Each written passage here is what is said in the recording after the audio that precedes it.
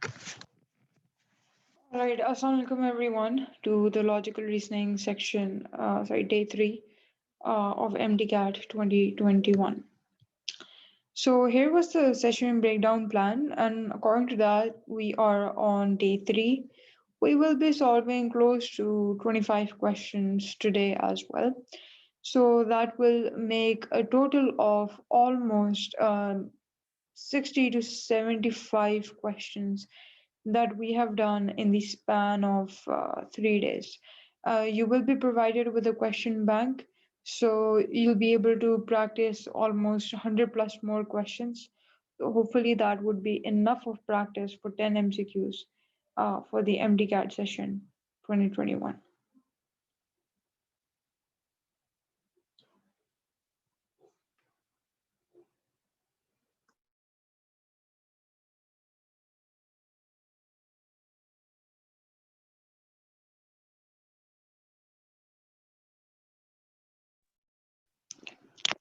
Alright, Assalamualaikum. Sara जो है वो तो आज सेशन नहीं ले सकती because she had to go somewhere.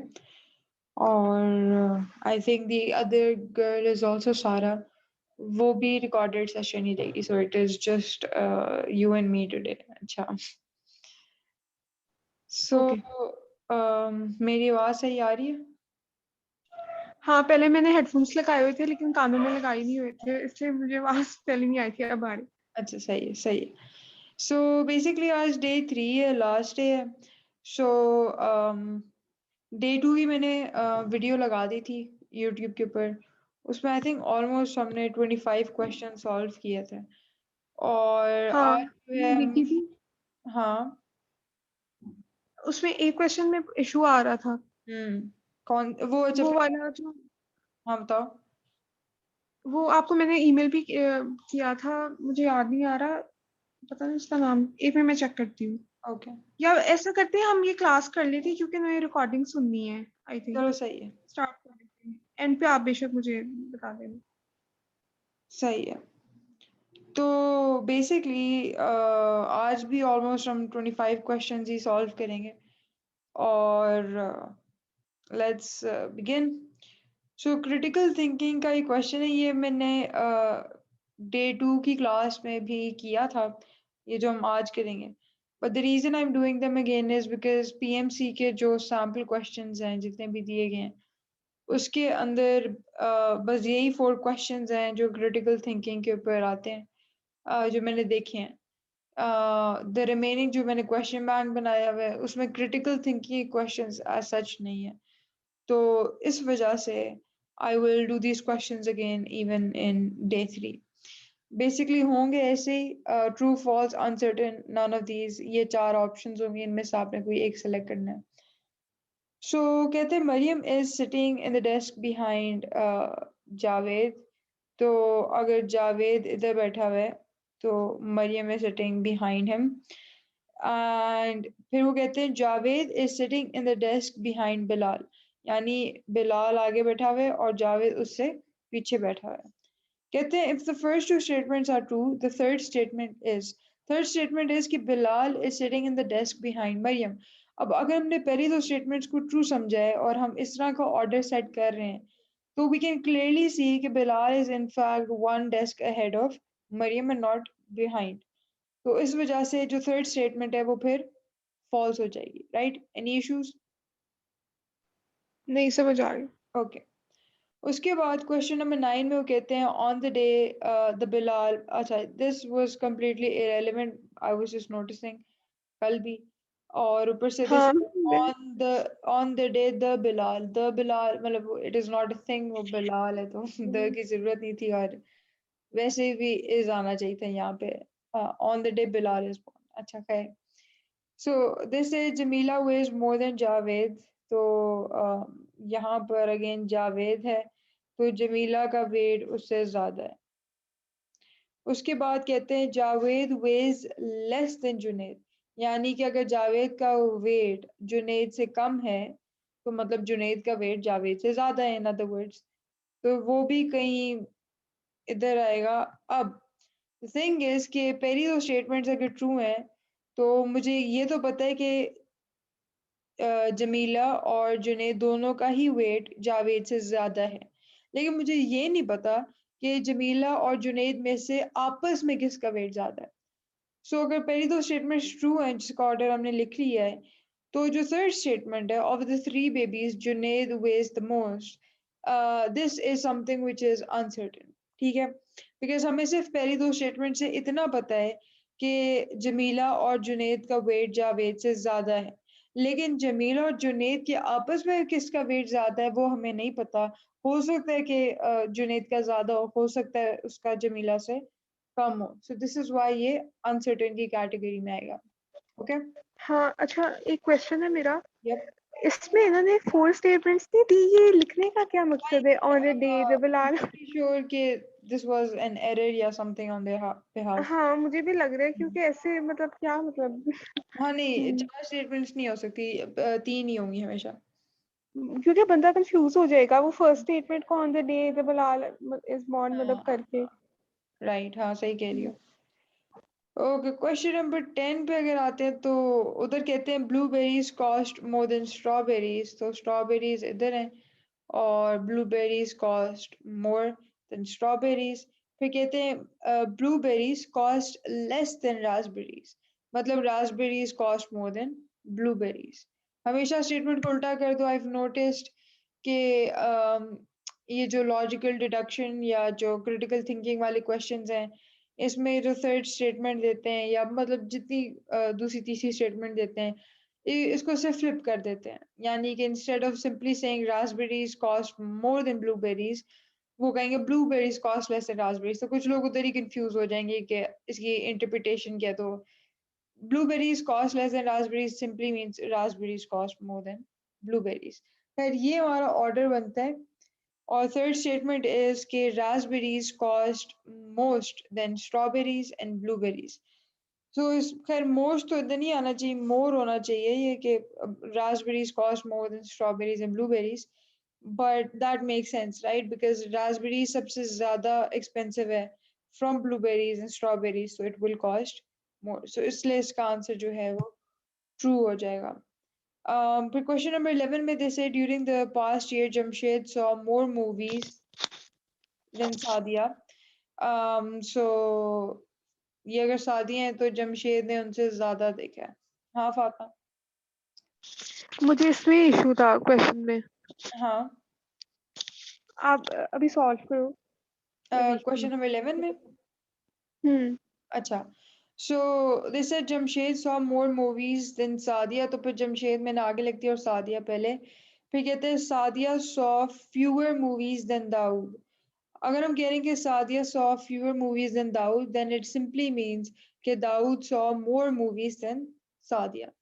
तो दाऊद ने भी ज्यादा ही मूवीज देखी हैं। अच्छा, अब ये this is similar to question number 9। I know के जो जमशेद और दाऊद हैं उनने सादिया से ज्यादा ही मूवीज देखी हैं। पहली दो स्टेटमेंट से मुझे ये पता है। अलबत्ता मुझे ये नहीं पता कि जमशेद और दाऊद में से किसने ज्यादा देखी हैं। ठीक है, वो हमें बात अनसर्टेन है। तो जब वो कहते हैं दाऊद, लिखा तो है Dawood saw more movies than Jamshed.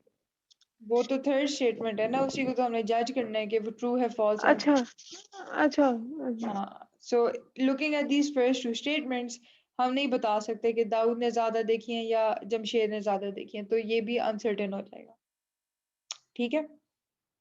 नहीं, मुझे समझ एक बात नहीं आई। देखो हम्म। हमने if the first two statements are true. अच्छा अच्छा, मुझे ओहो, मैं रिलेशन बना रही थी।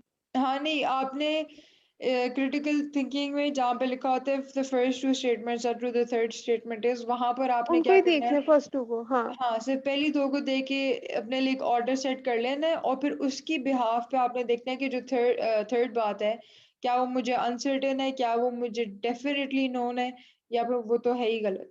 ठीक है।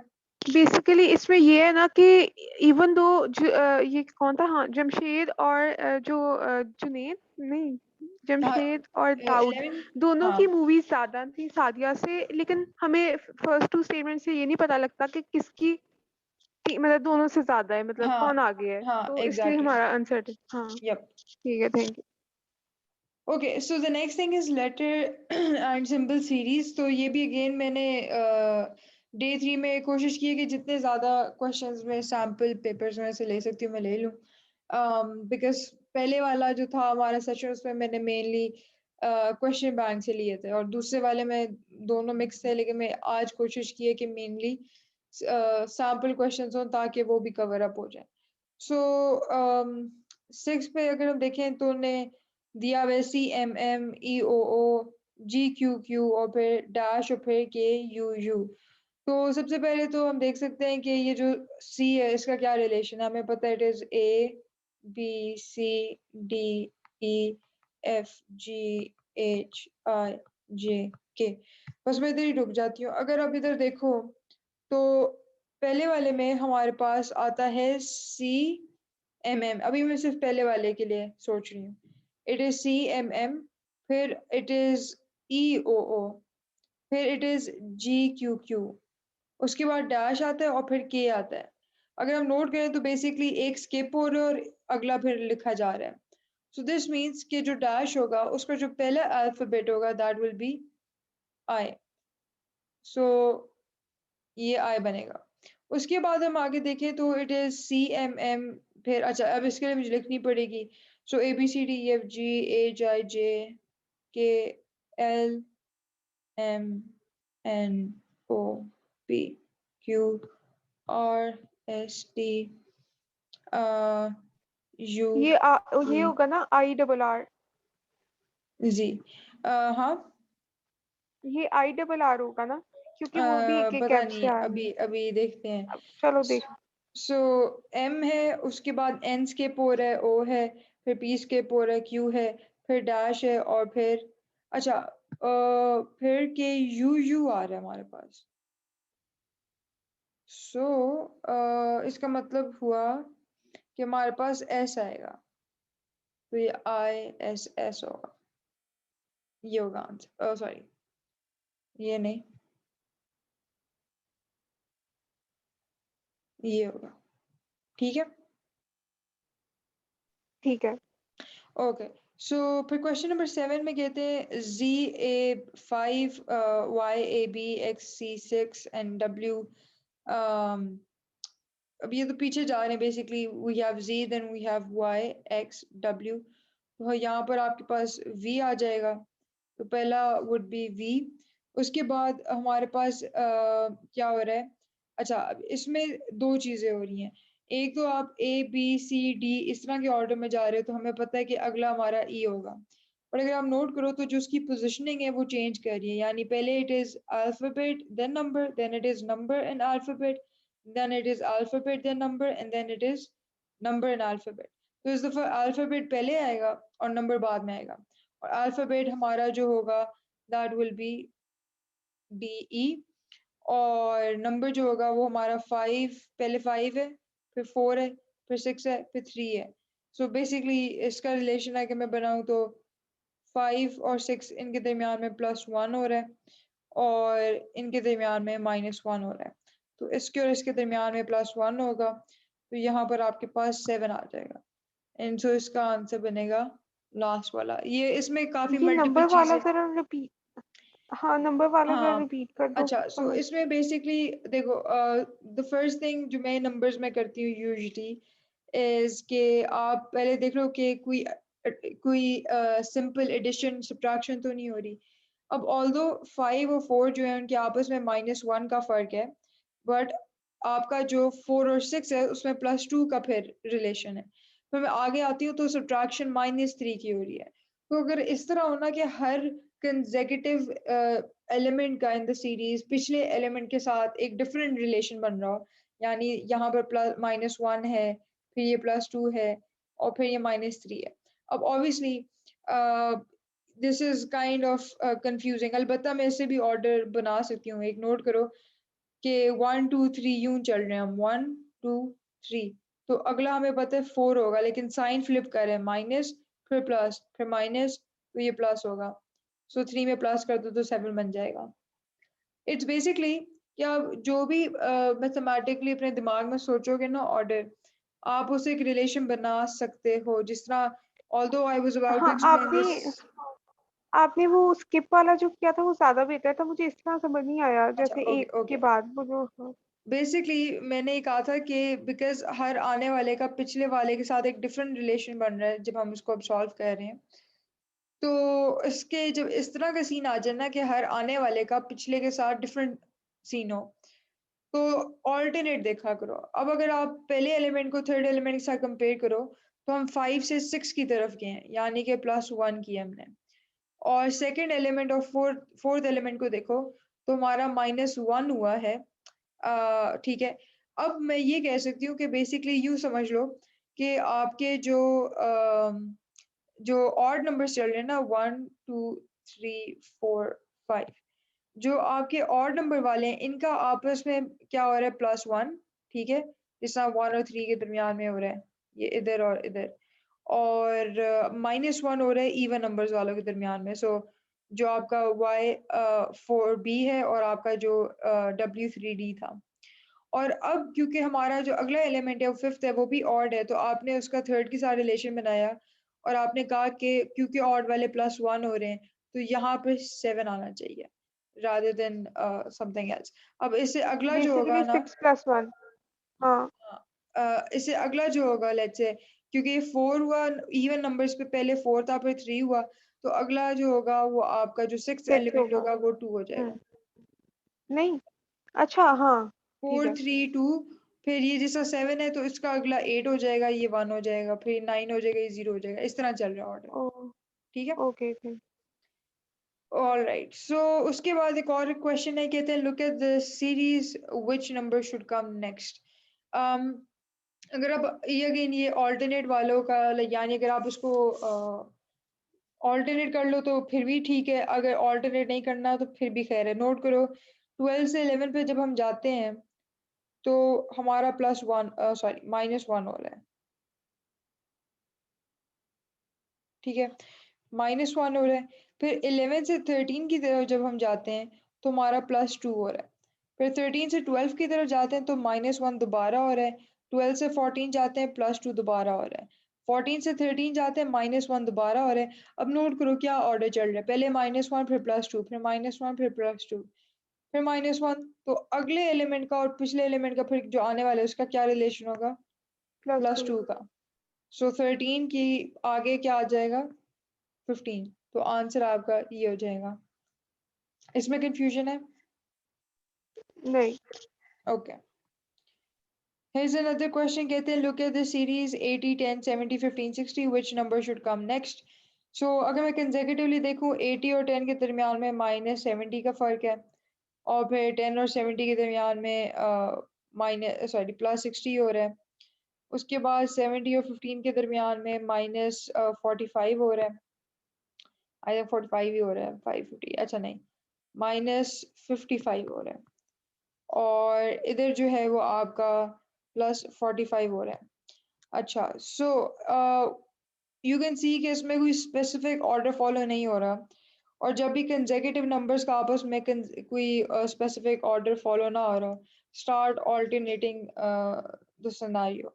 फॉर एग्जांपल, अगर यहाँ पे नोट करो तो first, second, third, fourth, fifth, first और थर्ड का आपस में क्या रिलेशन है? -10 का, ठीक है? और सेकंड एंड फोर्थ का आपस में क्या रिलेशन है? +5 का। और फिर थर्ड एंड फिफ्थ का आपस में क्या रिलेशन है? अगेन -10 का, राइट?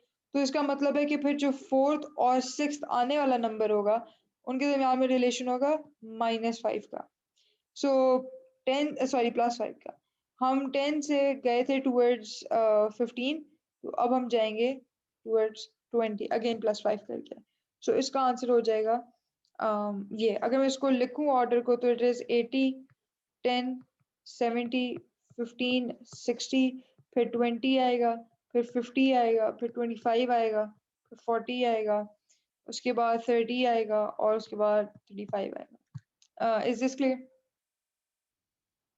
हाँ। ओके।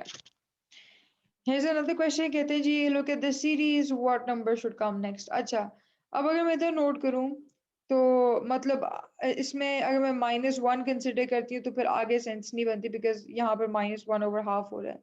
और यहाँ पर -1/4 हो रहा है। तो यहाँ पर एक चीज जो मुझे देख के पता चल रही है इज के मतलब 2 है, फिर 1 है, फिर 1/2 है, फिर 1/4 है। That should tell you something and that is कि डिवीजन हो रही है बाय 2। नोट करो, 2 से 1 पे जाने के लिए यू डिवाइड बाय 2, 1 से 1/2 के ऊपर जाने के लिए डिवाइड बाय 2, हाफ से 1/4 पे जाने के लिए you have to divide by 2। तो यहाँ पे जो चीज चल रही है that is basically division by 2। And so इससे अगर आगे जाना है तो you further divided by 2 which will become 1/8 and therefore इसका आंसर हो जाएगा बी। इससे अगर आगे जाना है तो 1/16 हो जाएगा, उससे आगे जाना है तो 1/32 हो जाएगा, यानी डिवीजन बाय 2 होती जा रही है। ठीक है। एक बात मुझे समझ नहीं हम्म आई, अगर मैं होती तो मुझे पता ही नहीं लगता कि डिवीजन हो रही है 2 से। इसका क्या तरीका है बेसिकली देखो मतलब? बेसिकली देखो इसमें आपने क्या करना है, तीन चीजें किया करो। द फर्स्ट थिंग इज कि प्लस माइनस को देखा करो इन ऑर्डर। ठीक है, हम्म इन ऑर्डर यानी कि इसका इसके साथ, फिर इसका इसके साथ, फिर इसका इसके साथ। जब आप ये सॉल्व कर रहे हो और आपको लगता है कि भाई इसमें कोई खास पैटर्न नहीं बन रहा, तो फिर दूसरी चीज जो ट्राई किया करो that is K plus and minus but alternate way में। ऑल्टरनेट वे में मतलब ये है मेरा कि पहले 1 और सारे इवन ऑड नंबर्स को देख लो, 1 एंड 3 को, और 2 एंड 4 को, और फिर दोबारा इसकी कह लो 3 एंड 5 को। सो बेसिकली देखो कि क्या ऑल्टरनेटली कोई पैटर्न चल रहा है। कि मैं इसको ऑल्टरनेटली भी सॉल्व करूं तो इसका कोई पैटर्न नहीं बनता। फॉर एग्जाम्पल ये क्या है आपका, 2 से हम 1/2 की तरफ जा रहे हैं। अगर मैं इसके बारे में सोचूं भी सही कि 2 से 1/2 जाना है, तो I have to subtract 3/2 from it. अगर मैंने 1 से 1/4 की तरफ जाना है, तो I would still have to I think subtract 3/4 from it. So the point is कि अगर मैं ये कर भी लूँ ऑल्टरनेट वे में, तो आई कैन क्लियरली सी कि इसमें कोई स्पेसिफिक ऑर्डर नहीं है। And so that tells me कि भाई ना 1 हो सकता है, यानी कि प्लस माइनस चल रहे हैं इन ऑर्डर, ना प्लस माइनस ऑल्टरनेट वे में चल रहा है। जब ऐसा हम्म सिनारियो आ जाए देन लुक फॉर डिवीजन और मल्टीप्लिकेशन इन ऑर्डर। ठीक है, और आई डोंट थिंक कि इससे अगला स्टेज आएगा, बट अगर फोर्थ भी देखना पड़ जाए तो it will be hmm division और multiplication in an alternate manner. ठीक है, ओके, यही चार ऑप्शंस हो सकती हैं और कोई नहीं होगी। ठीक है। कोई स्क्वायर स्क्वायर तो नहीं होगा, स्क्वायर रूट हाँ वैसे वगैरह स्क्वायर भी हो, हो सिंपल सकता स्क्वायर्स है? हो सकते हैं, जैसा 2 4 8 16 32 इस तरह हो सकता है। स्क्वायर्स भी हो सकते हैं हाँ। और मतलब जो सिंपल बेसिकली आपकी, बेसिक मैथ्स की, हाँ, हाँ सिंपल बेसिक चीज से मैथ्स होगी। स्टार्ट कर। आपने बस हम्म ये आइडेंटिफाई करना है कि इस पूरी सीरीज में जितनी भी मुझे एलिमेंट्स गिवन है, आपने उसे ये फिगर आउट करना है कि क्या चीज डिटरमिन कर रही है कि जो चीज आने वाली है वो किस तरह डिटरमिन हो रही है पीछे से, बस ये डिटरमिन करना है। ठीक है, थैंक यू। ओके, उसके बाद हम चलते हैं लॉजिकल डिडक्शन की तरफ। तो वो कहते हैं पॉ कैट हुफ। अच्छा, अब ये जब क्वेश्चन मैंने देखा था तो मतलब मुझे ये तो समझ आ गई है कि these words are kind of similar to one another, but यानी कि कैट का पॉ होता है बट हुफ कौन करता है, आई एम नॉट एग्जैक्टली श्योर। मतलब एलिफेंट तो नहीं करता दैट्स फॉर श्योर, और लैम भी ये नहीं एक करता। मिनट, हाँ मुझे लगा ये लेटर सीरीज है, ये तो लॉजिकल डिडक्शन है। हाँ, नहीं नहीं ये अच्छा, लॉजिकल डिडक्शन है। सो आप बताओ फिर।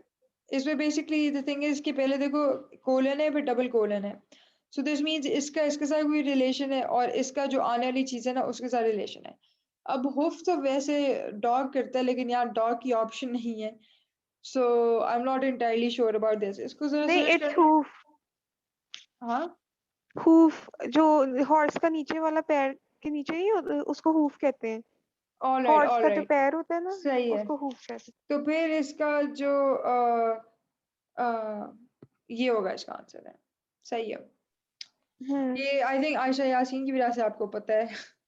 हाँ। अच्छा, हाँ ये बताओ कि ये कोलन्स, ये क्या कहते हैं इसको, डॉट्स जो लगे हुए हैं? बेसिकली मुझे पता था कि ये सारी आपस में रिलेटेड चीजें नहीं है, बिकॉज पॉ और कैट आता है और फिर पॉ एंड कैट के दरमियान में सिंगल कोलन है, राइट।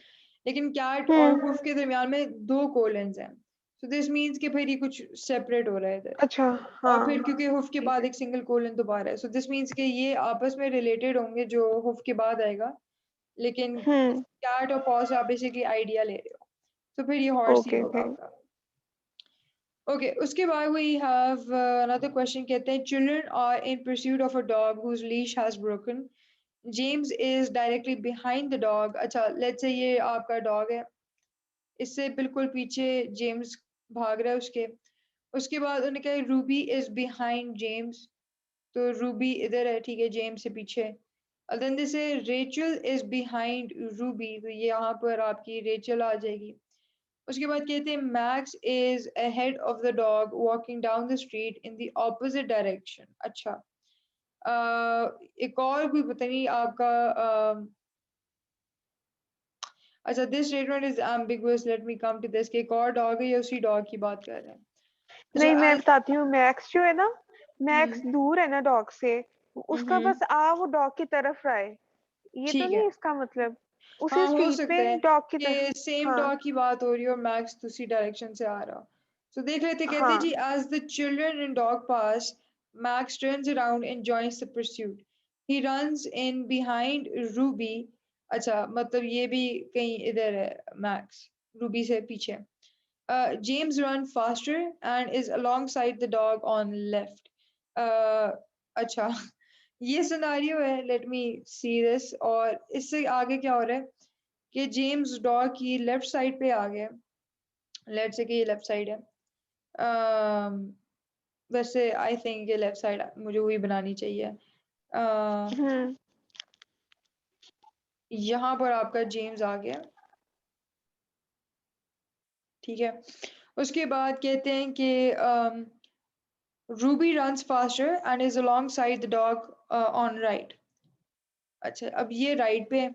अब द थिंग इज के जेम्स और जो आपकी रूबी है वो आगे निकल गए हैं, बट इनसे पीछे कौन था? We had Rachel and we had max.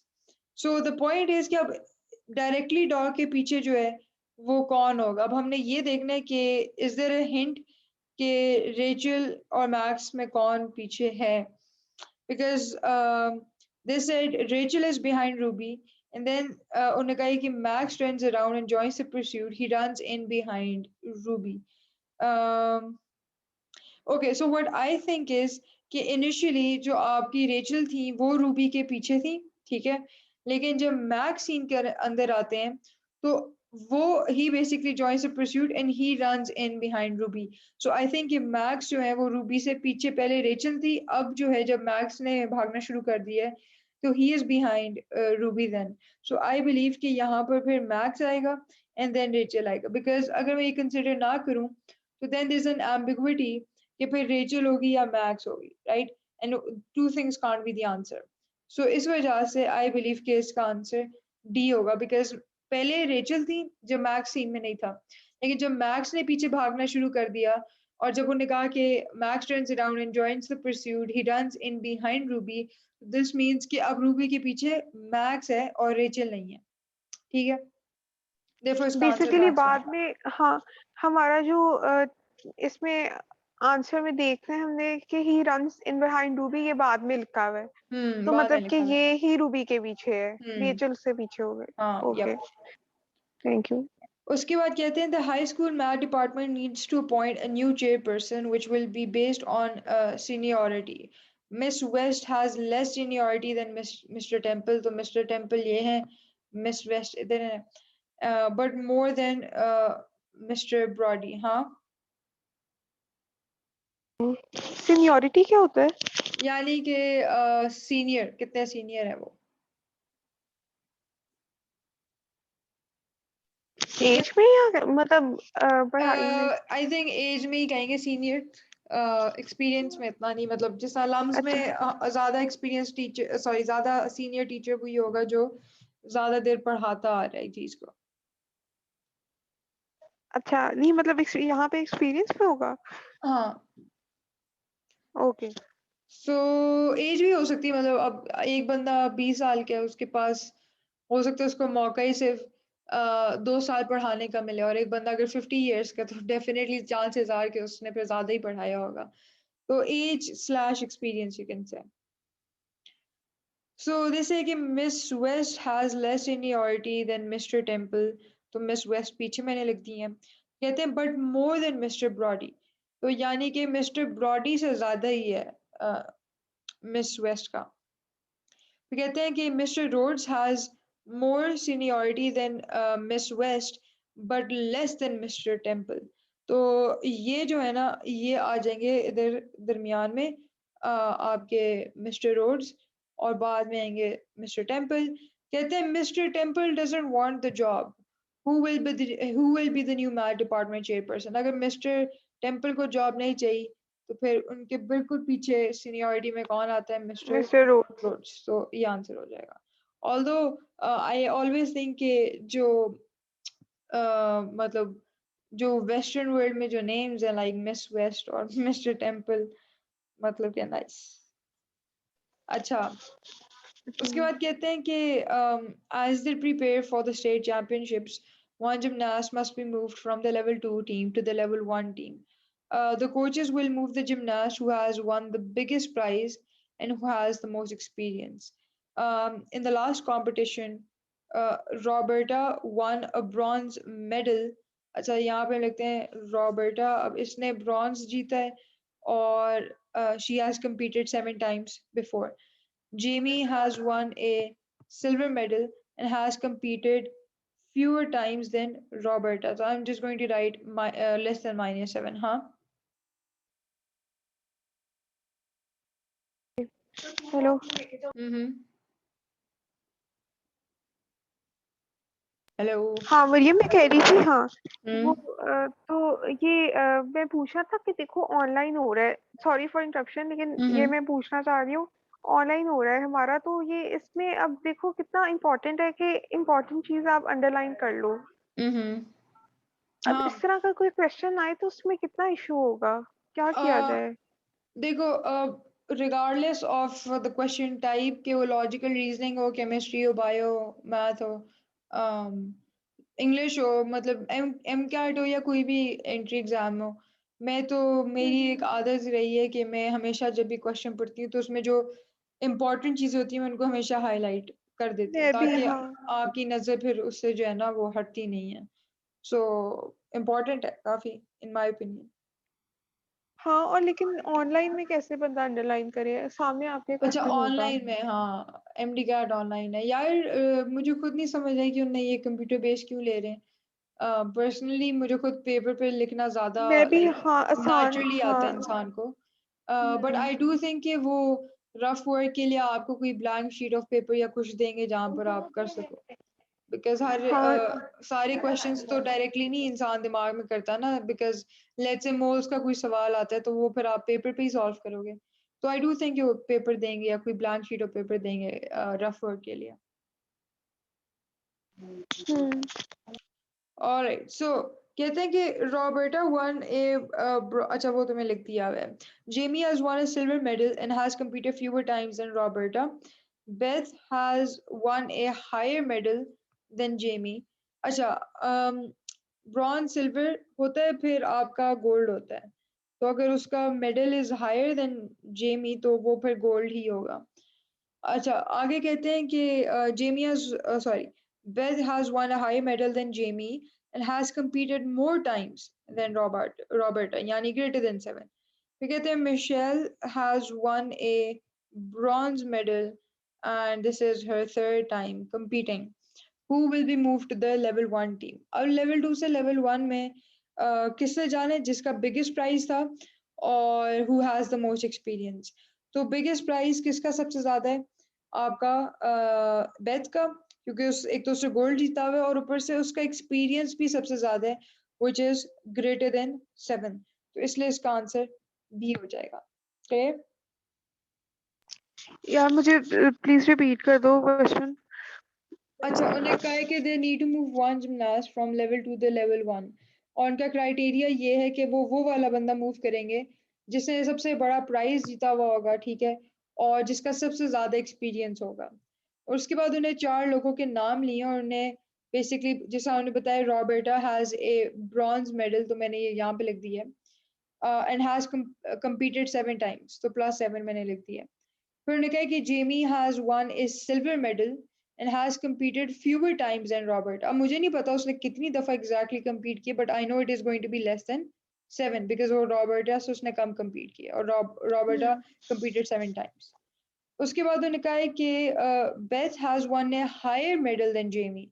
अब अगर आई डोंट नो, लाइक मुझे ये बात पता है, लेकिन आई होप कि आपको भी पता होगी कि ब्रॉन्ज होता है, फिर सिल्वर होता है, फिर गोल्ड होता है, मेडल्स जब दिए जाते हैं। तो इफ दे आर सेइंग कि Beth has won a higher medal than Jamie, तो मैंने उसको जस्ट फॉर कन्वीनियंस मैंने लिख दिया कि उसने गोल्ड जीता, बिकॉज सिल्वर के ज्यादा हायर मेडल गोल्ड ही होता है। हाँ उसके बाद उन्होंने कहा है कि and has competed more times than Roberta, तो यानी बेथ ने ग्रेटर देन 7 टाइम्स compete किया। अब I don't know exactly how many times, but I no कि 7 से ज्यादा ही किया। उसके बाद उन्होंने कहा है कि Michelle has won a bronze medal, वो मैंने इधर लिख दिया है, and it is her third time competing। अब हमने देखना है कि किसका सबसे बड़ा प्राइज रहा है और किसका एक्सपीरियंस सबसे ज्यादा रहा है। तो आप अगर बेथ का देखो तो एक तो उसका हाँ प्राइस भी सबसे बड़ा है और एक्सपीरियंस भी ज्यादा है, इसलिए उसको लेवल 2 से लेवल 1 पे मूव करेंगे। ठीक है। हाँ समझ आ गई। अच्छा, उसके बाद we move to logical problems. So इस पे अगर हम देखते हैं स्टेटमेंट में लिखा हुआ है जी all bags are cakes, all lamps are cakes. Conclusion some lamps are bags, no lamp is bag. अच्छा, इधर अगर हम आए तो basically they said all bags, यानी कि उन्हें कोई एक्सेप्शन नहीं बनाई, उन्हें कहा है ऑल बैग्स आर केक्स। ठीक है। और उन्होंने कहा है कि ऑल लैम्प्स आर केक्स, यानी कि जितने भी लैम्प्स हैं वो हमारे क्या होते हैं, सारे के सारे केक्स हैं। अगर सारे लैम्प्स केक्स हैं और केक्स जो हैं वो आपके, अच्छा, और उन्होंने कहा ऑल बैग्स आर केक्स। हाँ ठीक है। सो कह रहे conclusion some lamps are bags. अच्छा, उसके बाद कहते हैं no lamp is bag. So the thing in this question is कि आपका मतलब here is this thing कि अगर मैं कहूँ कि let me think of an example, basically सारे बैग्स जो हैं वो केक्स तो हैं और सारे लैम्प्स जो हैं वो भी केक्स हैं, लेकिन हमें ये तो नहीं पता ना कि ऑल लैम्प्स आर केक्स। ठीक है। और उन्हें आगे से ये तो नहीं कहा ना कि all cakes are bags, right? there's a difference, अगर वो समझ आ रहा है। कहने का मकसद ये है कि जब वो कहते हैं कि all lamps are cakes and all bags are cakes, तो इसका मतलब ये है ना कि केक्स एक ब्रॉडर कैटेगरी है जिसमें लैम्प्स भी हैं और बैग्स भी हैं। तो जब वो कहते हैं कि सम लैम्प्स आर बैग्स, तो दिस इज समथिंग जो कि मतलब I do not know for sure. मतलब मुझे ये तो पता है कि सारे लैम्प्स आपके केक्स हैं और मुझे ये भी पता है कि ऑल बैग्स आर केक्स, लेकिन अ, आपका एक केक लैम्प भी हो और बैग भी हो, ये मुझे नहीं पता। Is it making sense? एक मिनट। हाँ बेसिकली आप कह रही हो कि लैम्प्स और बैग्स डिफरेंट चीजें हैं। हाँ, एक मैं तो ये तो बेसिकली कह पता रही है। हूँ कि जब वो कहते हैं कि ऑल बैग्स आर केक्स, यानी कि अगर मैं कह दूं कि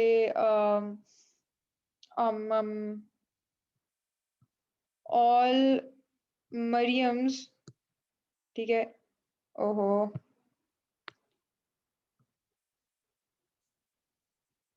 वेट अ मिनट, अगर मैं कह दूं कि लेट्स से ऑल मरियम्स और अगर मैं कह दूं कि ऑल मरियम्स और रूड, ठीक है, और मैं आगे से कह दूं कि ऑल आयशाज और रूड, ठीक है, और अगर भी मुझे कोई ये कंक्लूजन दे कि ऑल मरियम्स आर आयशा या सम मरियम्स आर आयशा, तो आई कांट से दैट ना, बिकॉज रूड एक ब्रॉड कैटेगरी है, उसमें अलबत्ता हमें ये पता है कि सारी मरियम्स रूड होती हैं। ठीक है। और हमें ये पता है कि ऑल आयशास भी रूड होती हैं। हो सकता है अब उसमें और भी हो। तो कहने का मकसद ये कि root is a broader category, उसमें मरियम्स भी आ रही हैं, उसमें आयशा भी आ रही है, ठीक है। सो कहने का मकसद ये कि हमें पता है कि ऑल बैग्स आर केक्स, और हमें पता है कि ऑल लैम्प्स आर केक्स। फिर जो वो कहते हैं कि सम लैम्प्स आर बैग्स, ठीक है, तो ये बात अनसर्टेन है, ठीक है। द रीजन बीइंग कि हाँ ऑल लैम्प्स केक्स हैं, ऑल बैग्स भी केक्स हैं, लेकिन इसका ये मतलब तो नहीं है, मतलब हो सकता है एक एक खाली लैम्प हो, या हो सकता है एक एक खाली बैग हो, right. It does not have to necessarily mean कि एक एक अगर लैम्प है तो वो बैग भी होगा। यस और नो?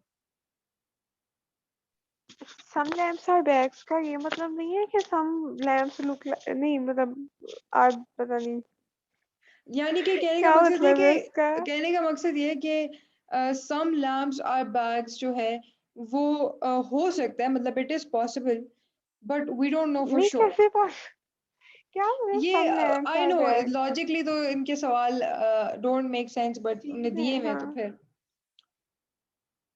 मुझे लगता है सिर्फ नो लैम्प इज बैग ठीक नहीं है, ओनली कंक्लूजन टू अच्छा नहीं, follows. No lamp is bag भी हम नहीं कह सकते। द रीजन बीइंग, देखो अगर एक केक है फॉर एग्जांपल, हो सकता है कि वो एक लैम्प की शेप में हो, ठीक है, तो हम कहेंगे भाई जितने भी लैम्प्स हैं ना वो केक्स हैं। लेट्स आपके पास ढेर सारे सामने केक्स पड़े हैं और कोई कहे कि ऑल लैम्प्स आर केक्स, यानी इसमें आपको जो जो लैम्प नजर आ रहे हैं ना वो सारे केक हैं। हाँ और आपके सामने ढेर सारे मतलब केक्स तो पड़े हैं, और कोई कहे कि इसमें जितने भी बैग्स नजर आ रहे हैं ना वो भी सारे केक्स हैं। हाँ। और कोई अगर ये पकड़ के कहे कि सम लैम्प्स आर बैग्स, तो ये कहना अब कंफर्म नहीं है, बिकॉज हो सकता है कि एक केक पे लैम्प भी हो और बैग भी हो, ठीक अच्छा है। बनाओ, एक मिनट, ये मैं सिर्फ एक विजुअल क्या एग्जांपल दे मतलब। रही हूँ, अलबत्ता उनने तो इस आगे कोई बात नहीं की, लेकिन मैं यार विजुअली मुझे तो ये लग रहा है नो लैम्प इज बैग, पता नो नहीं क्यों। लैम्प इज बैग इसलिए नहीं कह सकते क्यों लग बिकॉज रहा है? एक केक जो है अगर वो लैम्प है तो हो सकता है वो बैग भी हो, मतलब उस पे दोनों चीजें हो, ये भी तो हो सकता है। अच्छा अच्छा, स्टेटमेंट में उन्होंने कुछ नहीं, अच्छा ठीक है। क्योंकि अगर वो ये कह देते ना कि ऑल बैग्स, कंफ्यूजिंग है, ये गलत ही होगा मेरा, ये याद ये क्वेश्चन ही ऐसा बहुत कुछ अजीब नहीं। है टू बिगिन विद। हाँ So I personally think इसका answer either one or two follows होगा, चलो। because इसमें अनसर्टेनिटी है। इसमें या तो क्योंकि ये जो हम्म क्वेश्चंस होते हैं ना इनमें आपने वो चीज़ सेलेक्ट करनी है, और मेनली जो लॉजिकल रीजन है वही चीज़ें सेलेक्ट करनी है जो आपको फॉर श्योर पता है कि भाई यही है, looking from the question hmm. Statement. तो इसमें दोनों में ही अनसर्टेनिटी हम नहीं कह सकते कि भाई ये फॉलो बेसिकली करता है। ज्यादा सोचना ही नहीं चाहिए, हाँ नहीं, स्टेटमेंट ज्यादा को नहीं सिर्फ सोचना। पढ़ो। मैं यप। सोच ज्यादा रही थी, स्टेटमेंट को बस पढ़ के देखो कि कौन सी कंक्लूजन अगर मैच कोई जो डायरेक्ट हाँ कर रही है बिल्कुल, वो ठीक। हाँ ओके ओवरथिंक इस थैंक। क्वेश्चन इस सेक्शन में ओवरथिंकिंग की तो फिर हर चीज ही सही लगेगी। ओके, हम्म सो आगे से कहते हैं कि all mangoes are golden in colour, ठीक है। तो जितने भी मैंगोज हैं वो हमारे, ऑल का मतलब है जितने भी मैंगोज हैं वो सारे के सारे गोल्डन है कलर में। उसके बाद कहते हैं कि no golden coloured thing are cheap. अच्छा, तो कोई भी जो गोल्डन चीज होगी वो आपकी चीप नहीं होगी, यानी कि in other words it will be expensive. ओहो।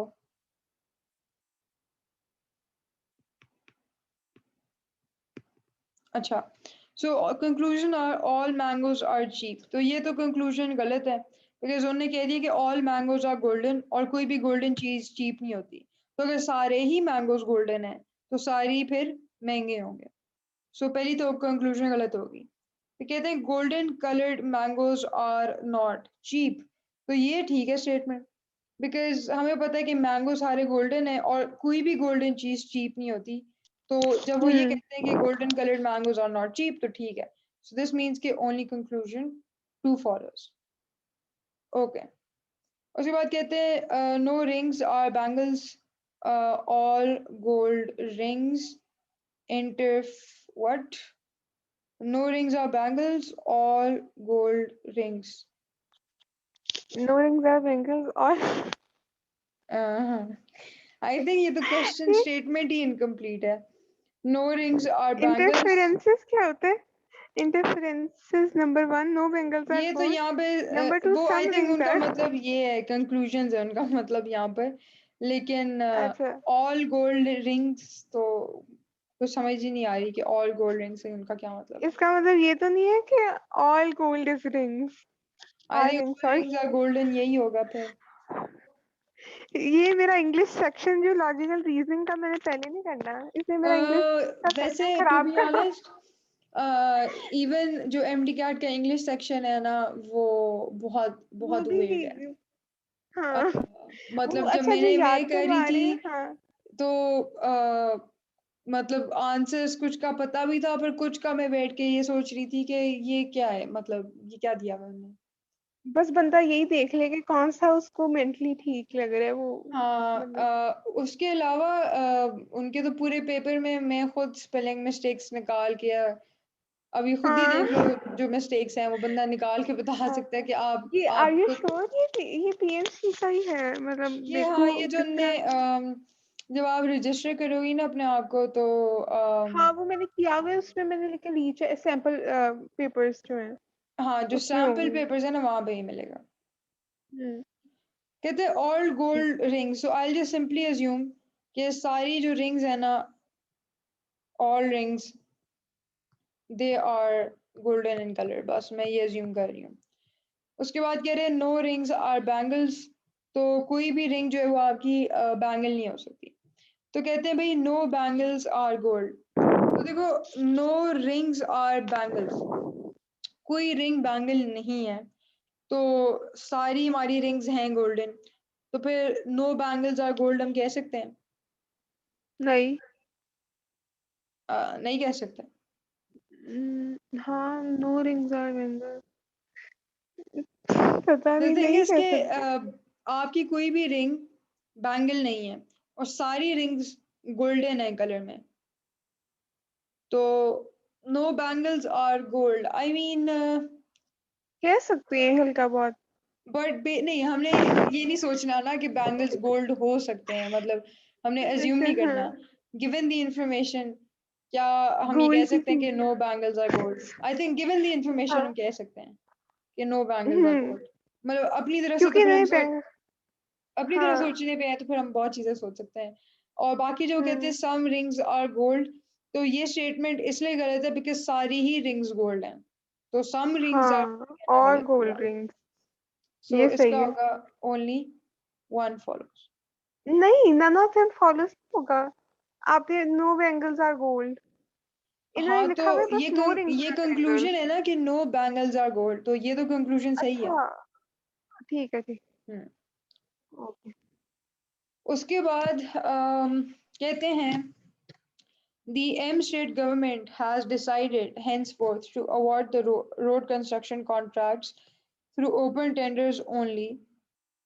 अच्छा, ये तो कोर्स ऑफ एक्शन है, so I will come to this letter. ये भी कोर्स ऑफ एक्शन है, हम तो कोर्स ऑफ एक्शन पे है ही नहीं अभी, अब आए हैं।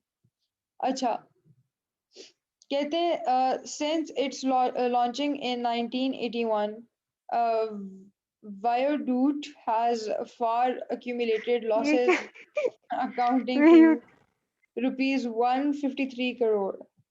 अच्छा, बेसिकली कोई कंपनी होगी, और 1981 से जब से वो बनी है, उसने लॉसेस एक्यूमुलेट किए हैं amounting to 153 crore. Courses of action whatever should be directed to reduce wasteful expenditure and to increase passenger fare. An amount of about rupees 300 crore should be provided to whatever to make the airline economically viable. अच्छा, अब हमने क्या देखना है, हमने देखना है कि इसमें से कौन सी चीज जो है वो प्रैक्टिकल है, कौन सी चीज एक्सट्रीम नहीं है, कौन सी चीज जो है वो आपकी यू कैन से कि मिनिमाइज करेगी द इशू एट हैंड को। तो जब वो कहते हैं कि वट एवर शुड बी, मतलब मैं इसको वी कह देती हूँ, चलो, we should be directed to reduce wasteful expenditure and to increase passenger fare. अब आई डोंट पर्सनली थिंक कि ये it's a wrong thing, because it's practical. ठीक है, आप वेस्टफुल एक्सपेंडिचर को कम कर सकते हो, पैसेंजर फेयर बढ़ा सकते हो, प्रैक्टिकल है। और ये रूट इसका कॉज को मतलब भी क्या है एक्सपेंडिचर का और पैसेंजर फेयर का? क्या मतलब क्या मतलब, एक्सपेंडिचर क्या होता है? यानी कि इसका जो उनका मीनिंग खर्चा क्या है, है? जो उनका खर्चा अच्छा। आ रहा है उसको, जो वेस्टफुल खर्चा है ना उसको कम कर दें। और जो हो सकता है कि वो ये एयरलाइन ही है कोई, तो जो पैसेंजर फेयर है, जो हाँ। वो पैसे भरने पड़े हैं फॉर द टिकट, वो बढ़ा दें। अच्छा, सो अच्छा, ताकि वो अपना 1 मिनट लॉसेस पूरे कर सकें, वो इस तरह के should be directed to reduce wasteful wasteful खर्चों का क्या फजूल खर्ची, हाँ, हाँ, वो कैसे? अच्छा, अम, मतलब बहुत ज्यादा लग्जूरियस चीजों पे अगर हाँ, टाइप वो कर रही हो। yep, हाँ, और ये भी हो सकता है, ठीक है, सेकंड बता। हम्म। तो पहले वाला तो I think it's fine. However जो दूसरे वाले जिसमें वो कहते हैं कि an amount of rupees 300 crore should be provided to we to make the airline economically viable, इसमें एक इशू है। फर्स्ट थिंग इज कि उनके लॉसेस 153 करोड़ के हैं और अमाउंट उनको डोनेट करनी है 300 करोड़, ये लिखा हुआ है। दूसरा इसमें ये मसला है कि अगर आप प्रैक्टिकली सोचो तो आपकी ये जो अमाउंट है जो आप डोनेट करने के बारे में सोच रहे हैं, प्रोवाइड करने के बारे में सोच रहे हैं, ये किधर से आएगी? प्रैक्टिकली अगर सोचा जाए तो एक कंपनी जो फेल कर रही है उसको 300 करोड़ पकड़ा देना is not something that many people would do. मतलब अगर आपकी हम्म। फॉर एग्जांपल जो हमारी एयरलाइन है, ठीक है, अगर वो हमारी यार मुझे नाम की भूल गया हमारी एयरलाइन का, पी आई पीआई। एस, हाँ पी आई एस। अब हमने देखा कि भाई वो लॉस में जा रही है, ठीक है, तो उसको अब इवन द फैक्ट कि गवर्नमेंट अगर उसको बेचना चाह रही थी कि उसको सेल ऑफ कर दे, वो ही बहुत मुश्किल था। मतलब कोई पीआई को लेना ही नहीं चाह रहा था। सो द पॉइंट इज कि अगर ये कंपनी ऑलरेडी लॉस में होगी तो उसको कोई इतना जनरस सब लोग नहीं रहते कि वो एक तो उसकी हेल्प भी करें और ऊपर से डबल दी अमाउंट उसको पे करें, जो डोनेट कर दें जो वो लॉस में है। So practically this does not sound very viable. And then again अगर मैं सोच भी लेती हूँ कि 300 करोड़ उस कंपनी को दे दिया जाता है, बट ये भी तो सोचे ना कि वो कंपनी लॉसेस क्यों एक्यूमुलेट कर रही है। मतलब इन द लॉन्ग रन क्या ये मसला मिनिमाइज हो रहा है? कंपनी के लॉसेस तो फिर भी हम्म। आ रहे हैं ना। तो उसको अमाउंट देने से उसके लॉसेस का जो भी रीजन बन रही है उसकी लॉस की, वो तो खत्म नहीं हो रहा, राइट? तो हाँ। वो जो मैंने पांच अच्छा। हाँ। जो मेरे 5 हम्म। रूल्स बताए थे ना कि प्रैक्टिकल हो, एक्सट्रीम ना हो, उस इश्यू को मिनिमाइज करे, रिड्यूस करे और रूट कॉज हो। ये 4 चीज़ें अगर दिमाग में होंगी ना, तो वरना अगर ऊपर-ऊपर से देखो तो दोनों ही सही लगेंगे, हाँ ठीक है, दूसरा भी ठीक है। लेकिन जब आप इनको 4 चीज़ों के बारे में ज़्यादा सोचोगे, course of action is the only place where I recommend, क्योंकि यहाँ पे it it depends a lot on your subjectivity rather than objectivity. मतलब क्या सोचना चाहिए इस हाँ, पे? कोर्स ऑफ एक्शन पे सोचना है इन 4 चीज़ों के बारे में, कि हम्म। प्रैक्टिकल है, क्या ये मिनिमाइज़ कर रहे हैं इश्यू को एट हैंड, रिड्यूस कर रहे हैं, क्या ये रूट प्रॉब्लम को सॉल्व कर रहे हैं, और चौथी बात ये कि चौथी बात मैंने क्या की थी मैं खुद भूल गई हूँ। प्रैक्टिकल। एक्सट्रीम ना हो, हाँ, प्रैक्टिकल मैंने कह दिया था, हाँ, एक्सट्रीम ना एक्सट्रीम हो। ना हो। हाँ। सो एक तो ये एक्सट्रीम भी है क्योंकि 153 करोड़ जो है वो लॉस था, 300 करोड़ डोनेट हो रहा है, डबल, एक्सट्रीम हाँ। है। अच्छा, हुँ। इकोनॉमिकली वाइबल का क्या मतलब होता है? यानी कि अगर कंपनी अभी लॉसेस में है ना तो उसको इतने हम पैसे दे दें, इतना स्टेबल कर दें कि वो मतलब लॉसेस से बाहर आ जाए। अच्छा, मतलब कि एक तरह से वो इकोनॉमिकली चलना शुरू हो जाए दोबारा। हाँ, यस। So, ठीक है। first of all, this this is not practical. Secondly, this is extreme. And thirdly, ये मसला जो है उसको रिड्यूस नहीं कर रही। मसला ये सिर्फ ये नहीं है कि कंपनी लॉस में है, मसला ये कि जब से वो लॉन्च हुई है तब से वो लॉसेस एक्यूमुलेट कर रही है। तो अगर आप उसको पैसे दे भी दोगे तो वो जो भी जिस भी वजह से वो लॉसेस जनरेट हो रहे हैं, आप उनको तो एड्रेस नहीं कर रहे ना, तो इन द लॉन्ग रन दोबारा पैसे खत्म हो जाएंगे, दोबारा कंपनी लॉस में चली जाएगी। सही है? तो इस तरह सोचना है ये जो हाँ। 5 चीज़ें या सॉरी जो 5 रूल्स हैं उनको लेके। So okay. देयरफॉर इसका आंसर होगा ओनली वन फॉलोज़। अच्छा जी। उसके बाद कहते हैं there is an unprecedented increase in migration of villagers to urban areas as repeated crop failure has put them into precarious financial situation। तो वो कह रहे हैं कि भाई अनएक्सपेक्टेड बहुत ज़्यादा माइग्रेशन हो रही है विलेजर्स की अर्बन एरियाज़ में, और उसकी रीज़न भी उन्हें दे दिया बिकॉज़ क्रॉप फेलियर हो रहा है, और इसकी वजह से वो फाइनेंशियली जो है ना वो टफ सिचुएशन में है। कोर्सेज ऑफ एक्शन, प्रिकेरियस क्या होता है, मतलब प्रिकेरियस यानी खराब? कि हाँ डिफिकल्ट। कहते हैं जी the villagers should be provided with alternate source of income in the villages which will make them stay put। मेरे हिसाब से ये this अच्छा है। is practical और रूट प्रॉब्लम भी सॉल्व हो रही है। असल में उनको अपनी फाइनेंशियल सिचुएशन से मसला है ना, तो मेरे हिसाब से मतलब रूट प्रॉब्लम भी सॉल्व हो रही है, प्रैक्टिकल भी है, एक्सट्रीम भी नहीं है, और क्या है, और ये मसले को रिड्यूस भी करेगा। कहते हैं the migrated villages should be provided with jobs in the urban areas to help them survive। अब ये जो है ना, this is not such a good suggestion। The reason being, देखो अनप्रेसिडेंटेड का क्या मतलब होता है? किसका unprecedented means के unexpected। Un- अच्छा, और अनएक्सपेक्टेड मतलब इनके लिए अर्बन एरिया के लिए भी मुश्किलात हो रही हाँ, अनएक्सपेक्टेड का अब है। अगर हम अभी लाहौर में बैठे हैं और अचानक से कोई लाहौर के करीब जो विलेजेस हैं 2000 लोग इधर लाहौर में आ जाए, माइग्रेट कर जाएं फार्मर्स के, हमारी फाइनेंशियल सिचुएशन अच्छी नहीं है तो हम ना शहर में जा रहे हैं, हम्म। तो ऑब्वियसली बात है वो सिटी पे ऑलरेडी जो अर्बन एरियाज होते हैं वहाँ पे अनएम्प्लॉयमेंट तो होती ही होती है। जब और लोड आ जाएगा तो आप हम्म। उनको किस तरह करेंगे? सो फर्स्टली आई और थिंक हाँ। जो सेकंड है ना हम्म। वो प्रैक्टिकल नहीं है, बिकॉज अगर ये अनप्रेसिडेंटेड अगर अनएक्सपेक्टेडली इंक्रीज हो रहा है तो जॉब्स बनाना इतना आसान काम तो नहीं है, एम्प्लॉयमेंट जनरेट करना इतना आसान काम नहीं है, तो इस उसके वजह बाद से हाँ, ये रूट कॉज को सॉल्व नहीं करती क्योंकि स्टेटमेंट कुछ और है, और ये आप हाँ बल्कि कह रहे हैं कि और मतलब आए विलेजर्स। हाँ। इवन इफ वो उनको फाइनेंशियली सिचुएशन उनकी बेहतर कर दे, लेकिन आप जो रिपीटेड क्रॉप फेलियर है आप उसको तो मतलब एड्रेस नहीं कर रहे। सो हम्म। आई डू थिंक के keeping the 5 rules in mind आपका आंसर यही बनता है कि ओनली वन फॉलोज। टू इतना प्रैक्टिकल नहीं है, रूट प्रॉब्लम को सॉल्व भी नहीं कर रहा, और हम्म। इसके अलावा एक्सट्रीम तो खैर एक्सट्रीम स्लाइटली है कि मतलब आप अचानक से इतनी जॉब्स किस तरह प्रोवाइड करेंगे। सो इस वजह से रिलेटिवली रीजनेबली वन ही ठीक है। अच्छा, उसके बाद कहते हैं जी the minister said that the teachers are still not familiarized with the need, importance and meaning of population education in the higher education system। ये मसला है, ठीक है। अच्छा, they are not even clearly aware about their role and responsibilities in the population education program।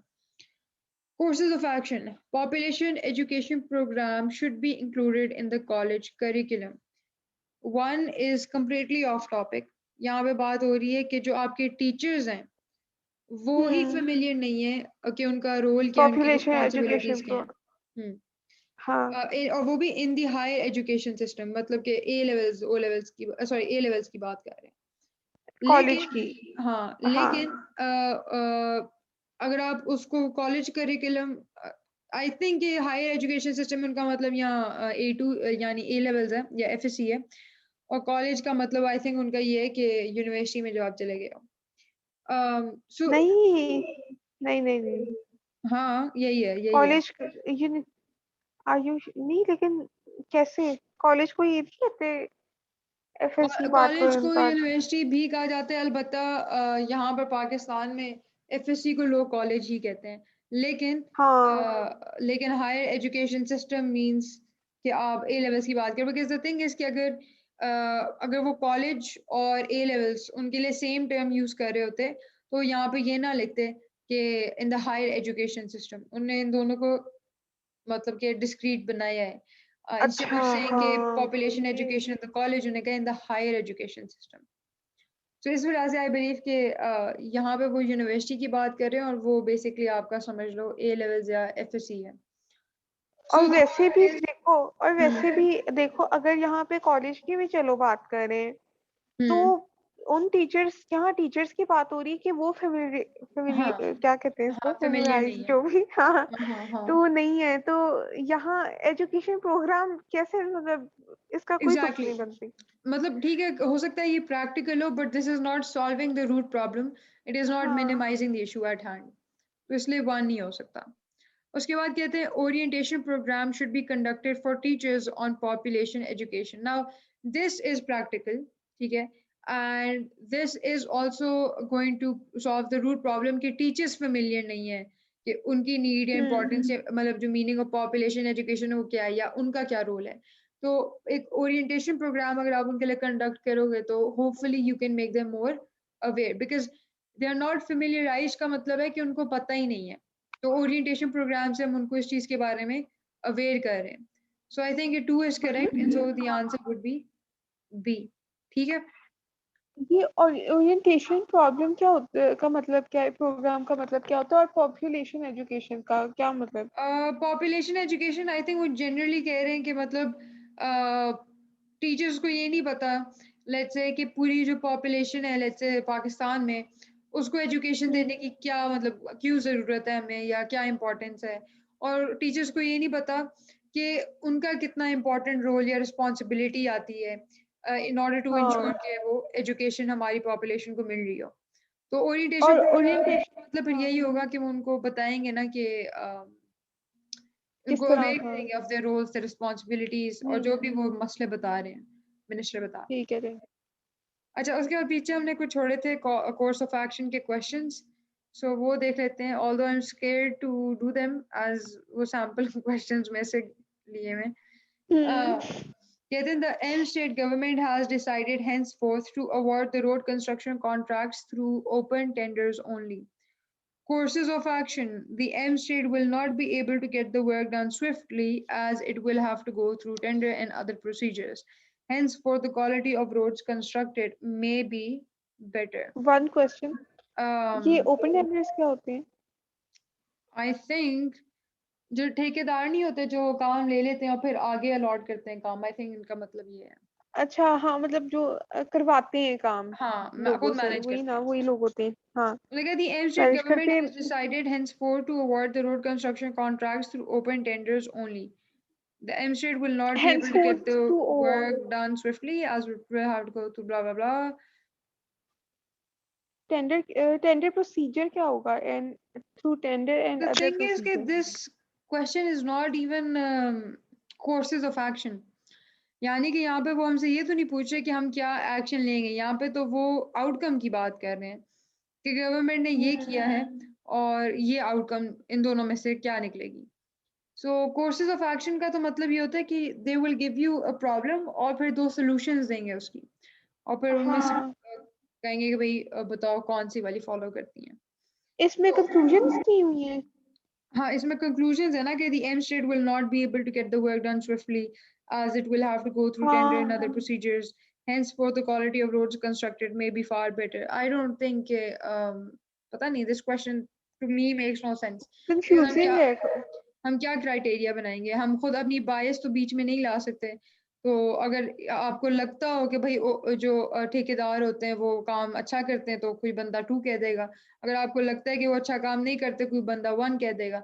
But the point is कि अगर आप unbiased होके सोचो तो there is not much that I can say here provided कि ये हमारी ये स्टेटमेंट। क्वेश्चन ही अजीब है यार, मतलब इसमें ना स्टेटमेंट में कुछ इन्होंने पक्का पक्का, और आगे जो इन्होंने कोर्स ऑफ एक्शन लिखे और जो इन्होंने वो दिए हैं दो हाँ स्टेटमेंट्स, वो एग्जैक्टली। बिल्कुल मतलब क्या बंदा, ये तो फिर बंदे पे डिपेंड करता है कि दुआ उनको क्या करो लगता कि है। जो एक्चुअल एग्जाम हो ना उसमें आपको अल्लाह करे नॉर्मल कोई। क्वेश्चंस हाँ। हैं हम्म। बिकॉज जहाँ तक मैंने सुना है जो आपको सैम्पल क्वेश्चंस दिए गए हैं वो most probably even for other subjects like biochemistry physics वो इतने कोई रिफाइंड नहीं है।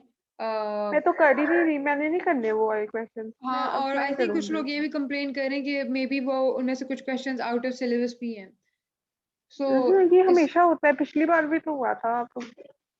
हाँ वो तो खैर एक डिफरेंट सिनारियो था ना, वो तो जो पंजाब बोर्ड के थे वो थे कि भाई फेडरल बोर्ड में ये लिखा हुआ है, हम हमारे हाँ, में ये वो वाला लिखा हुआ इशू है। था।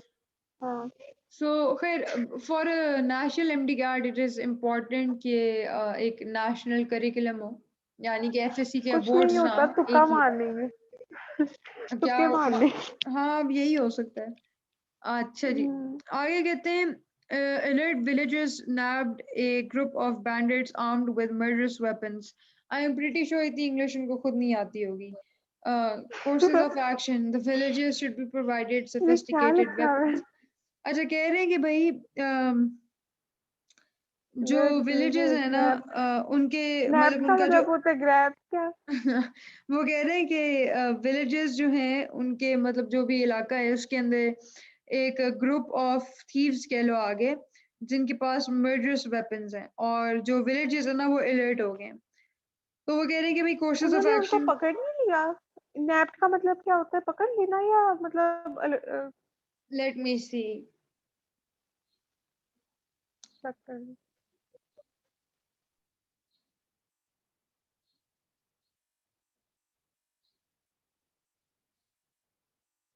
हाँ नैप्ड का मतलब है catch someone doing something wrong, सही है। सो इसका मतलब है कि मतलब पकड़ विलेजेस लिया ने उनको। पकड़ लिए उन थीव्स को जिनके पास मर्डरस वेपन्स हैं। Courses of action: the villagers should be provided sophisticated weapons. The villagers should be rewarded for their courage and unity. Two ही ठीक है। One में आप उनको villagers को sophisticated weapons क्यों दोगे? I mean, the problem at hand is Sophisticated, the problem at hand sophisticated is कि weapons से उन्हें क्या thieves मतलब? से उन्हें पकड़ लिए हैं। So अब तो उनको weapons देने की कोई वो नहीं बनती। That's not solving the और problem. sophisticated weapons का क्या ताल्लुक है sophisticated बेबी thieves के उनका ये बारे में? मतलब होगा कि कोई बच्चा ये सोचेगा बैठ के कि हो सकता है बाद में दोबारा आ जाए। देखिए। हाँ थीव्स दोबारा आ जाए हम्म। कोई और तो उनको वेपन्स दे दो।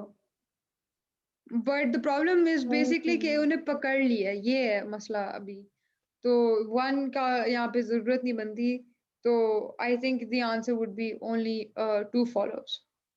ठीक है। मतलब कि इसमें मुझे इंग्लिश वोकेबलरी जो है ना, वो उसमें से कुछ वर्ड्स लिए हुए हैं इन्होंने।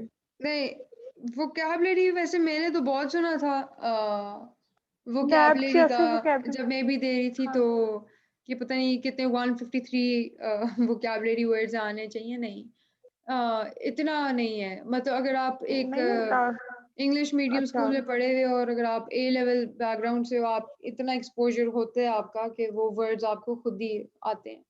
तो मैं तो रेकमेंड नहीं करूंगी हम्म। कि जाओ वोकैबुलरी याद करो और फिर वो करो। हम्म।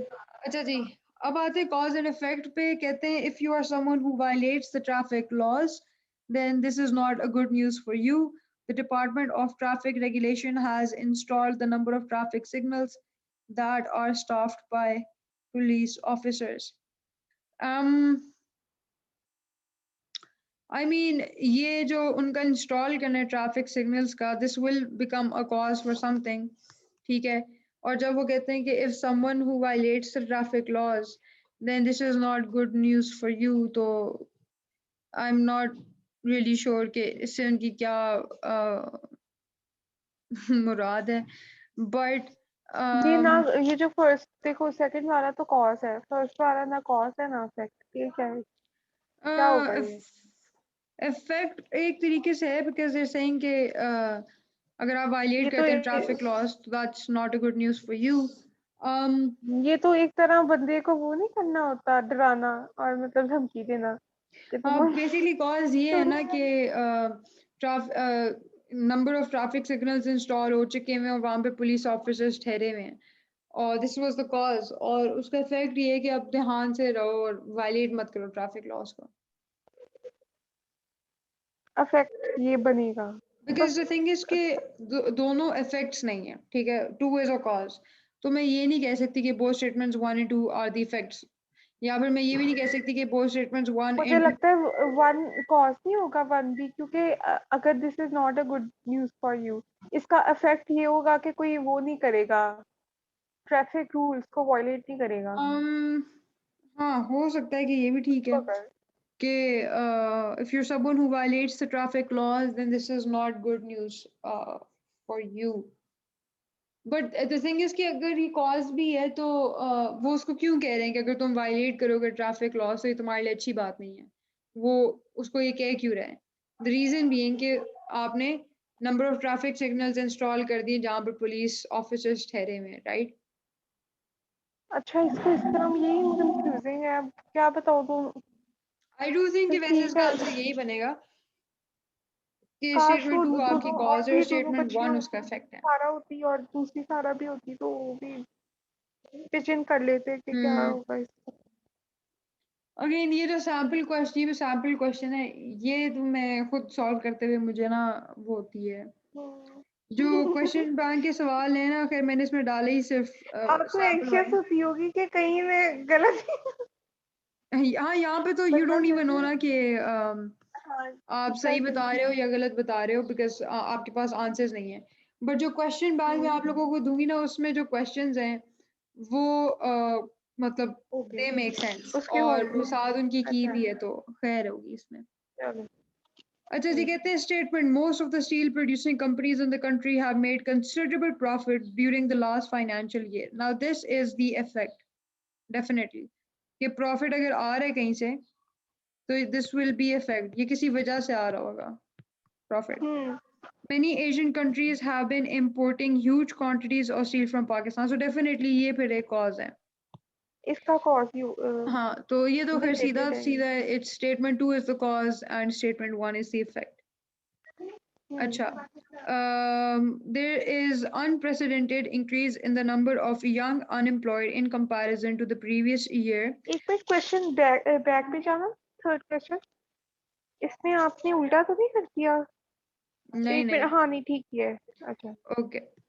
कहते हैं जी, there is an unprecedented increase in the number of young unemployed in comparison to the previous year। A large number of candidates submitted application against an advertisement for the post of a manager issued by a bank। इसी तरह का question मैंने कल day 2 की video में solve किया था, and that was in the question bank, it was not in the, मतलब मैंने उसको सैंपल क्वेश्चन में से नहीं लिया। बट मैं इसके क्वेश्चन बैंक के साथ साथ ना, अगर आप लोगों का और दिल करे, मैं आप लोगों को एक वेबसाइट का लिंक दूंगी, जहाँ तक मैंने नोट की है। ओके। उधर मुझे पीएमसी की जो उनने सिलेबस दिया था, उसमें जो लॉजिकल रीजनिंग का सेक्शन है, उसका एक बिल्कुल जो सीरीज वाला क्वेश्चन था, वो बिल्कुल उस वेबसाइट से मतलब एग्जैक्ट कॉपी हुआ हुआ था। उसके बाद ये हाँ, वाला मतलब जो कि क्वेश्चन उधर है, से ले सकते हैं वो। हाँ, जो क्वेश्चन नंबर 4 है, this is exactly similar to, मतलब it is not the same, but it is very very similar to another question जो उस वेबसाइट पे था, जिससे मैंने क्वेश्चन बैंक बनाया। तो अगर दिल हम्म, करे तो मैं वो वेबसाइट का नाम बता दूंगी, वो बेशक कर लेना, लेकिन क्वेश्चन बैंक में ठीक है। आराम से 100 से ज्यादा क्वेश्चंस हैं वैसे करने को। खैर, ये ओके। मैंने कल भी एक्सप्लेन किया था इस तरह का एक क्वेश्चन। द थिंग इज कि आपकी अनएम्प्लॉयमेंट बढ़ रही है, ठीक है, और जो नंबर ऑफ कैंडिडेट्स हैं जो एक स्पेसिफिक पोस्ट के लिए अप्लाई कर रहे हैं, वो बहुत ज़्यादा आगे हैं। जब अनएम्प्लॉयमेंट बढ़ती है ना, तो हर कोई एक जॉब की तलाश में होता है, तो फिर फॉर एवरी पोस्ट या एवरी एम्प्लॉयमेंट आपको ढेर सारी एप्लीकेशंस आती है।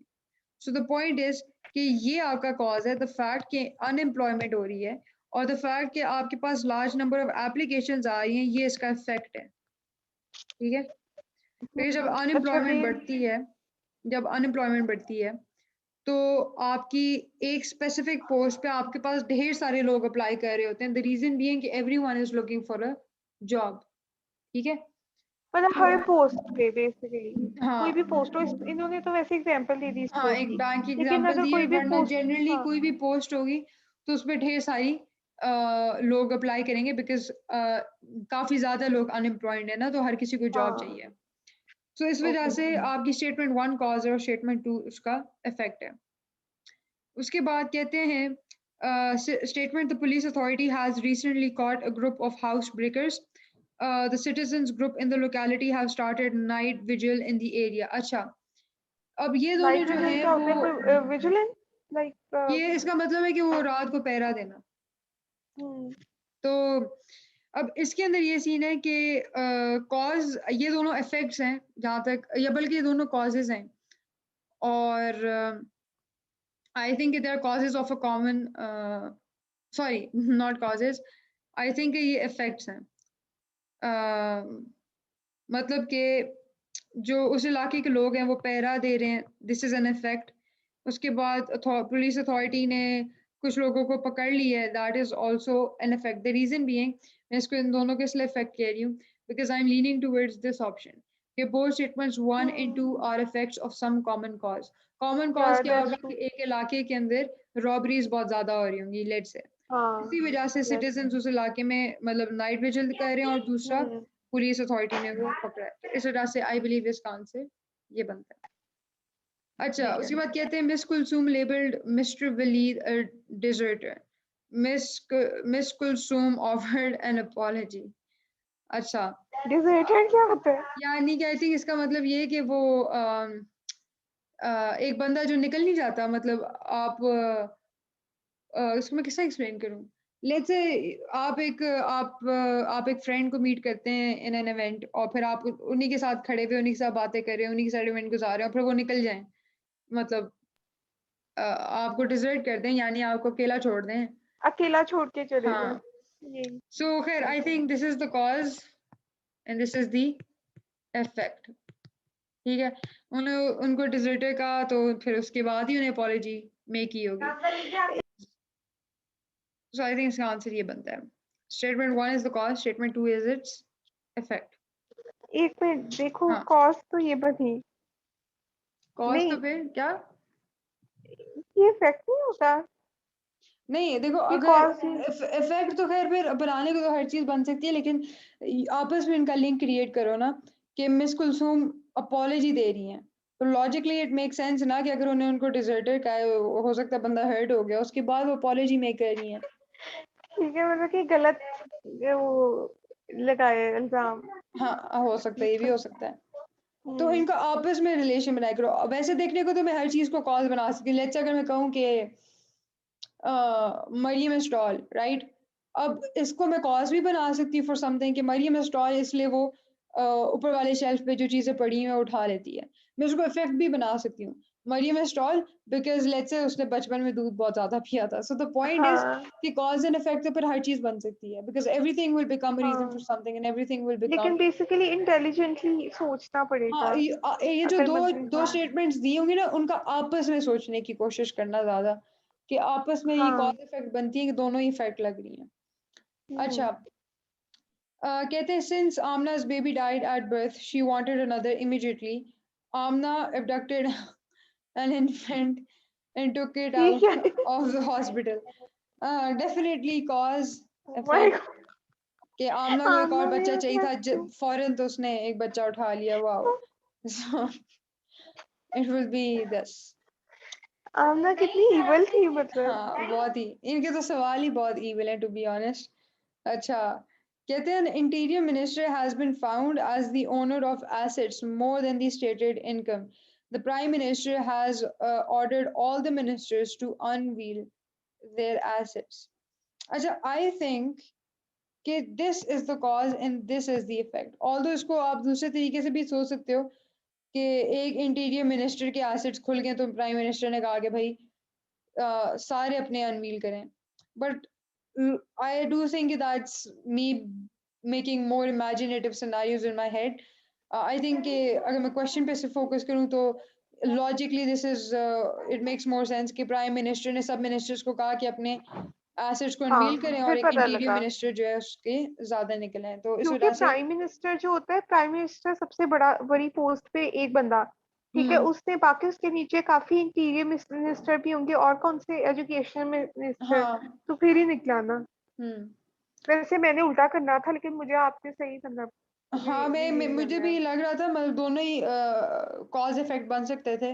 बट वो फिर आई थिंक कि मैं ज्यादा, पता फिर अगर आप अब ये, फिर मैं अपनी तरफ से ज्यादा सोच रही हूँ कि। नहीं, लेकिन ठीक है, ये ज्यादा बनेगा, हम्म। ये तभी तो नहीं पता चला ना। नहीं, मैं कह रही हूँ कि अगर मैं कहूँ ना कि वो इंटीरियर मिनिस्टर वाला कॉज है, प्राइम मिनिस्टर वाला इफेक्ट है, तो हम से कि वहां पे आपका ज्यादा इजम्पशंस आप वहाँ हम्म। ज्यादा मेक कर रहे हो। ओ ये वाला जो हमने हाँ। ऑर्डर सेट किया ना, कॉज इफेक्ट वाला, ये ज्यादा टू द पॉइंट, या कह लो जो हमें स्टेटमेंट्स गिवन है उससे ज्यादा रिलेटेड है, या उसमें हम कम हम्म। अपनी तरफ से सोच रहे हैं। So yes. Always try to stick to जो स्टेटमेंट्स गिवन है, अपनी तरफ से जितना मिनिमाइज कर सकते हैं हम्म। अपने बिलीव्स को करना चाहिए। अच्छा, कहते हैं Jinnah and Gandhi tried to take steps to improve the relations of both countries. The ministers of Muslim League and Indian National Congress will work on the plan to improve the relations. अच्छा, ये cause होगा, ये first effect वाला होगा। Cause effect, hmm. हाँ। क्योंकि वो leaders थे, उन्हें they took steps to improve the relations between the two countries. तो जब उन्हें स्टेप लिया, तो फिर जो मिनिस्टर्स होंगे मुस्लिम लीग और नेशनल कांग्रेस वाले, उनने फिर आपस में अपनी रिलेशन इम्प्रूव करने की कोशिश की होगी, बिकॉज यहाँ मिनिस्टर्स लिखा हुआ है, और जिन्ना एंड गांधी तो लीडर्स थे ना। सो आई डू थिंक इसका आंसर 1 बनेगा। अच्छा जी, so I think that's it for the day 3 की क्लास।